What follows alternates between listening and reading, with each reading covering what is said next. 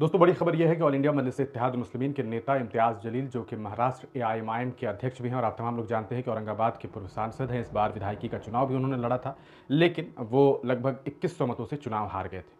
कल यानी कि 11 जनवरी को देश की राजधानी दिल्ली पहुंच रहे हैं। आपको बता दें कि दिल्ली में 5 फरवरी को विधानसभा का चुनाव होना है। 8 तारीख को इसका रिजल्ट आप लोगों के सामने होगा।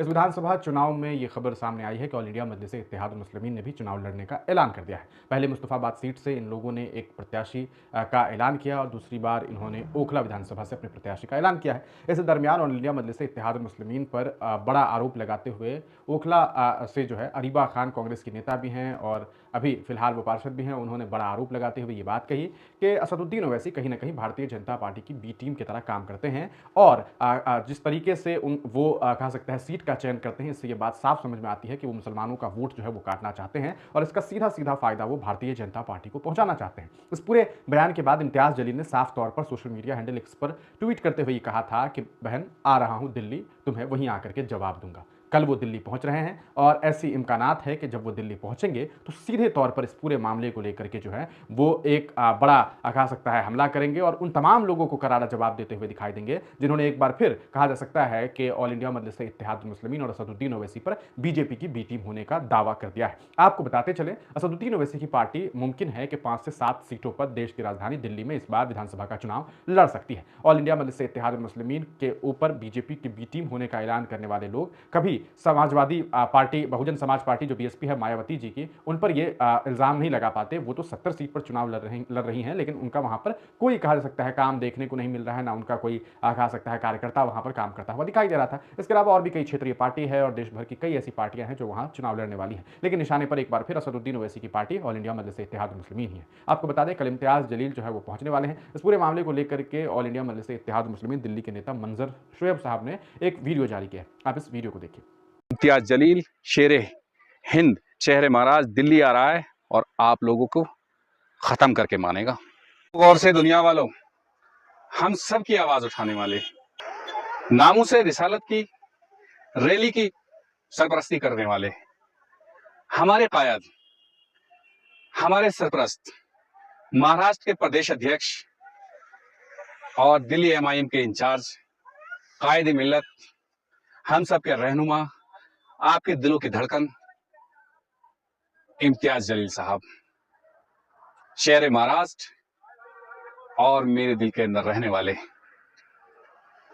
कल यानी 11 तारीख को 11 जनवरी को दिल्ली में तशरीफ ला रहे हैं। शाम को उनका जलसा ओखला के अंदर होगा।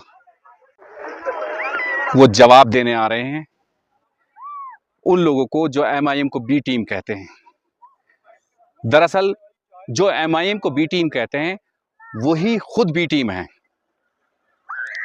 उसका एक जीता जागता सबूत है कि महाराष्ट्र के अंदर इन लोगों ने इम्तियाज जलील जैसे रहनुमाओं को हराने के लिए और एमआईएम की क़यादत को रोकने के लिए इंडिया गठबंधन जैसे गठबंधन को तोड़ा।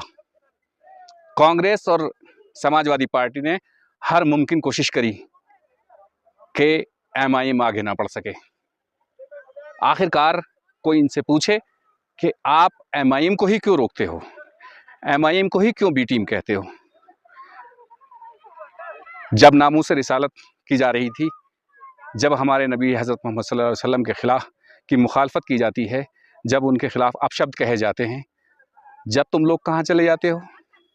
जब तो तुम्हारे मुंह में ज़बान नहीं होती है। जब एमआईएम अपनी क़यादत खड़ी करने की कोशिश कर रही है तो तुम्हारे मुंह से बी टीम मुंह निकलने लगा है, तुम बिलों से बाहर आ गए हो।